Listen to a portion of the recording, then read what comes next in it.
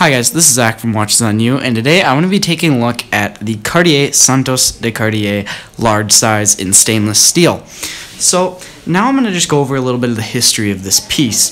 So this piece was originally made in the early 1900s for the famous French pilot Santos Dumont, who was one of the earliest pioneering aviators in France.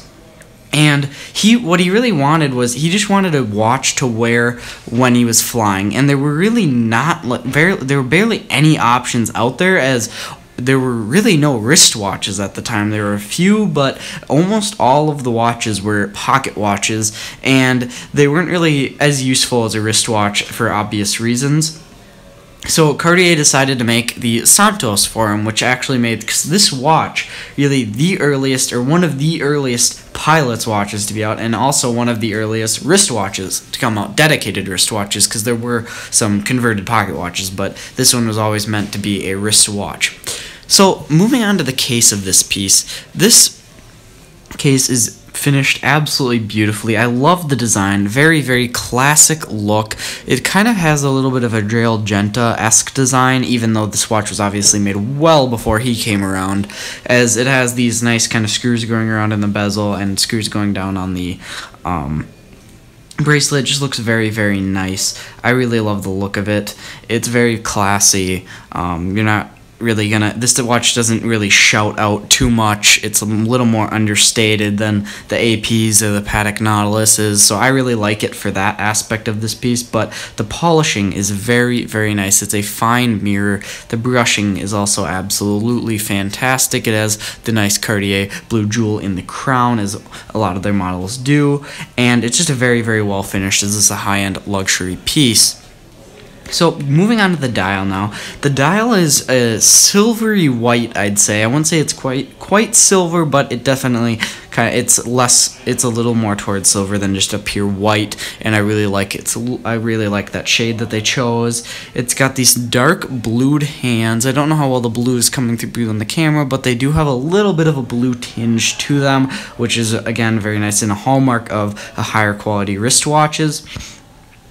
It also has very classy Roman numerals going around the outside, as the original one did. Just says Cartier and automatic on the dial. That's it for lettering. Really like that. Some watches put huge amounts of lettering on their watches, specifically like the New Tour Pelagos. It says like in-house movement, depth rating, certified chronometer. That's too much. I like how they kept this one simple. You have a nice date window also at 6 o'clock, which is obviously very helpful. This is an in-house Cartier movement, so you definitely have that going for you, which is a great feature as well, and a testament to its quality.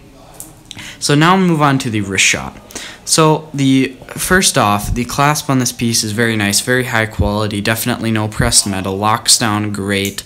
It again just feels very, very nice. The bracelet's good as well. So now let's put it on the wrist. So let me get it on here. Oh, sorry about that. It's in the way. Okay, there we go. So here's the watch on the wrist, and it wears a lot like an AP or a Nautilus, I'd say. Just because of the bracelet, it has many links, kind of like a Nautilus. It feels really almost exactly the same on the wrist as those pieces, and I really like that about it. Very, very comfortable. Size of this piece is great for a sports watch. It is a little tad big for my liking, but I still really like the size. I have a 7-inch wrist for reference. It fits me very well, I'd say, actually. And it's also very thin, which I like, as most kind of sports watches tend to be thicker, but they kept it nice and thin. Great feature going for it as well. And the last thing I'd like to mention about this piece is its very innovative bracelet design.